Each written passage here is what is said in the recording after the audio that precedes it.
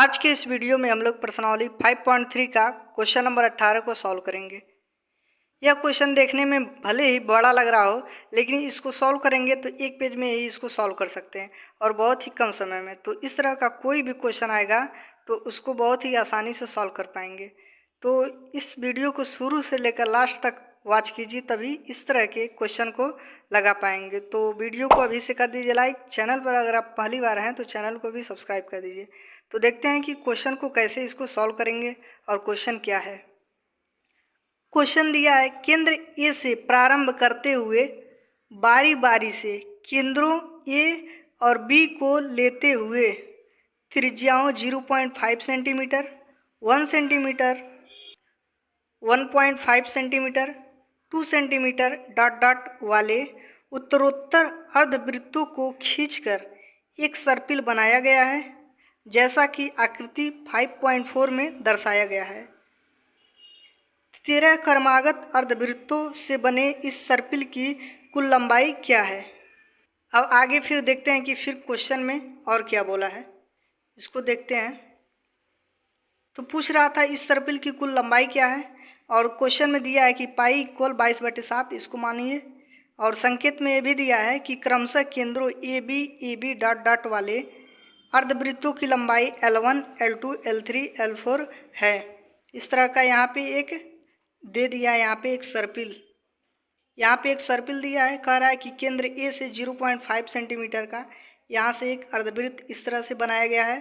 फिर बी से बनाया गया है कितना कि 1 सेंटीमीटर का इस तरह से।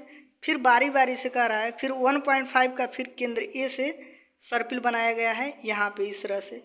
तो इसी तरह से कह रहा है कि ए और बी केंद्र से बारी बारी सर्पिल बनाया गया है। तो इस सर्पिल की कुल लंबाई क्या है, इसको 13 बार इस तरह से अर्धवृत्त बारी बारी से बनाया गया है। तो कुल लंबाई क्या है, मतलब कि ये जो है इसको क्या बोलते हैं, यह परिधि होता है पूरा। इस तरह का कोई वृत्त हो तो इसको क्या कहते हैं, यह परिधि है। तो जो परिधि होगा यही तो इसकी पूरी लंबाई होगी। तो इसमें परिधि कहाँ तक है, आधा ही तो है, यहाँ तक पूछ रहा है। वृत्त का परिधि क्या होता है 2πr, तो आधा जब पूछेगा तो πr ही होगा। तो वही क्या होगी इसकी लंबाई, तो वही इतना केवल पूछ रहा है। और इसका मतलब कि ये जो पूरा बन रहा है 13 बार में इसको बनाएंगे तो उसका योग पूरा टोटल लंबाई क्या होगा। तो चलिए अब सॉल्यूशन में इसको लिखते हैं और देखते हैं कैसे सॉल्व करना है। तो सॉल्यूशन में लिखेंगे कि दिया है अर्धवृत्तों की लंबाई L1, L2, L3, L4 क्रमशः इत्यादि अर्धवृत्त हैं। यहाँ पे यह दे दिया है कि यह L1 है, यहाँ तक L1 है, और फिर यहाँ तक L2 है, और फिर यहाँ तक L3 है, और फिर यहाँ से यहाँ तक L4 है। इतना लंबाई दे दिया है। तो इसी तरह से 13 बार अगर बारी बारी से इस तरह का सर्पिल बनाएंगे तो उसी का योग पूछ रहा है। तो R1 इक्वल कितना दिया है 0.5 सेंटीमीटर। इसका जो त्रिज्या है यहाँ से 0.5 सेंटीमीटर दिया है। फिर R2 इक्वल 1 सेंटीमीटर, मतलब कि B से जब खींचेंगे यहाँ तक ये कितना है, R2 equal 1 centimetre, R3 equal 1.5 centimetre, R4 equal 2 centimetre. इसी तरह से यह दिया है। इसी तरह से इसका योग निकालना है। तो इसका निकालेंगे। अब लंबाई कितना होगा इसको देखेंगे। तो इतने का अगर लंबाई हमको निकालना हो तो कैसे निकालेंगे, केवल इतना है। यह क्या है, पूरा अगर बनेगा तो वृत्त का परिधि होगा, तो परिधि का आधा निकालना है। कितना है, आधा ही तो परिधि है यह। तो वृत्त का परिधि क्या होता है 2πr होता है, लेकिन आधा है तो 1/2 से क्या करेंगे, गुणा करेंगे, मतलब कि 2 से इसमें भाग करेंगे। तो परिधि का आधा क्या होगा, πr होगा। अर्धवृत्त का परिधि πr होगा। तो R1 है यहाँ पे, तो R1 का मान कितना दिया है 0.5। तो पाई का मान क्वेश्चन में दिया था 22/7 और R1 का मान 0.5 है।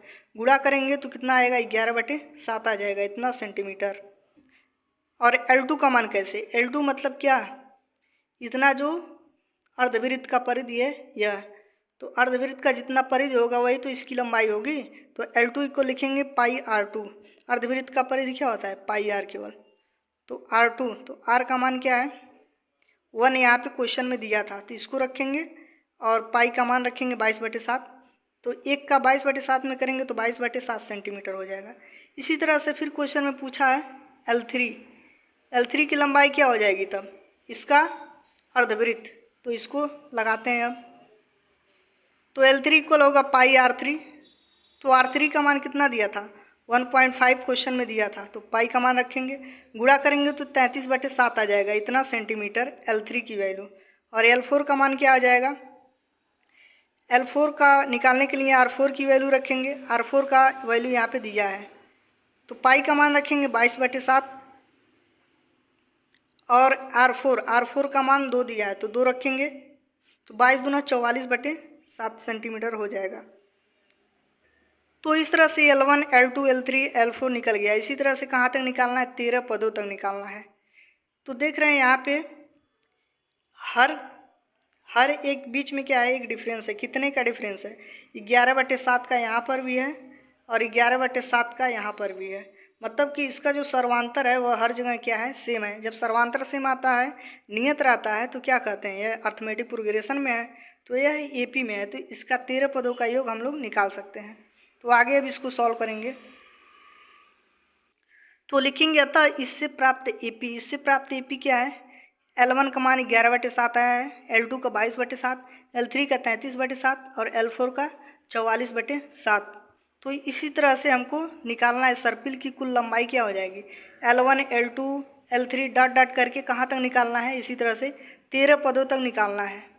तो देख रहे हैं ये AP में है, तो AP में है तो A इक्वल क्या हो जाएगा, A इक्वल 11/7 और D इक्वल कितना आ जाएगा, A2 - A1 होता है, तो 22/7 में से 11/7 घटाएंगे तो कितना आएगा, 11/7। ये D का मान आ गया है। N का मान कितना दिया था, N इक्वल कितना था, 13। क्वेश्चन में दिया था कि 13 पदों तक निकालना है। तो सूत्र क्या होता है, अर्थमेटिक प्रोग्रेशन का योग का फार्मूला, कुल लंबाई पूछा था, तो कुल लंबाई इस तरह से निकलेगा। तो सूत्र लगाएंगे, SN इक्वल क्या होता है, N पदों का योग N/2 2A + N-1 × D होता है। तो इसमें वैल्यू को पुट करेंगे तो योग निकल जाएगा। तो N का मान कितना है, 13, तो 13 रखेंगे। S13 का हमको निकालना है योग, 13 पदों तक योग निकालना है। तो इसकी पूरी सर्पिल की कुल लंबाई निकल जाएगी। तो N/2 है तो N का मान 13 रखेंगे। उसके बाद 2A है तो 2A का मान 11/7 यहाँ पे है, जो कि AP का प्रथम पद है। उसके बाद प्लस है N-1 है, तो N का मान 13 है, तो 13 में से 1 घटाएंगे। उसके बाद इंटू D है, तो D का मान अभी निकाले हैं 11/7 यहाँ पे निकला है, तो इसको रखेंगे यहाँ पे। अब उसके बाद इसको सॉल्व करेंगे, तो सॉल्व करेंगे तो कितना आएगा, इसको देखते हैं। यहाँ तक हो गया। अब लिखेंगे S13 इक्वल 13/2, कोष्टक में 22/7 हो जाएगा। 11 का 2 में करेंगे तो 11 दूना 22/7 प्लस, उसके बाद प्लस 13 में से घटाएंगे तो 12 आ जाएगा और 11/7 का पहले से गुणा है। अब आगे फिर लिखेंगे S13 इक्वल 13/2, कोष्टक में 22/7 प्लस 12 का 11 में गुणा करेंगे तो कितना होगा, 132। 12 एकम में 12 को 2 बचा 1, 12 एकम 12 और 1 13, 132 हो जाएगा, बटे 7 है। अब फिर आगे सॉल्व करेंगे इसको, आगे सॉल्व करेंगे तो कितना होगा यार, तो S13 इक्वल कितना होगा, 13/2 है और 22/7 प्लस 132/7 को ऐड करेंगे तो कितना होगा, 154/7।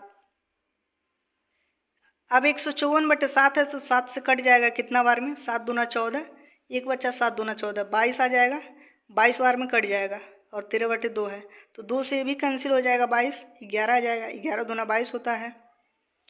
तो S13 इक्वल क्या हो जाएगा, 13 × 11, 13 का 11 में गुणा करेंगे तो कितना होगा, 13 कम 13 को 3, 1 13 कम 13 और 1 14, 143 आ गया। S13 का मान 143 आ गया। तो क्वेश्चन में यही पूछ रहा था कि इसकी कुल लंबाई क्या है। तो L1 L2 इसी तरह से 13 तक ऐड करेंगे तो उसकी कुल लंबाई निकल जाएगी। तो लिखेंगे अतः इन 13 क्रमागत अर्धवृत्तों से बने इस सर्पिल की कुल लंबाई 143 सेंटीमीटर है। तो इस तरह से बहुत ही आसान तरीके से इस क्वेश्चन को हम लोग सॉल्व कर सकते हैं। वीडियो हेल्पफुल लगा तो वीडियो को लाइक और शेयर जरूर करें। चैनल पर अगर आप पहली बार आए हैं तो चैनल को सब्सक्राइब जरूर करें। Thanks for watching this video. मिलते हैं नेक्स्ट वीडियो में।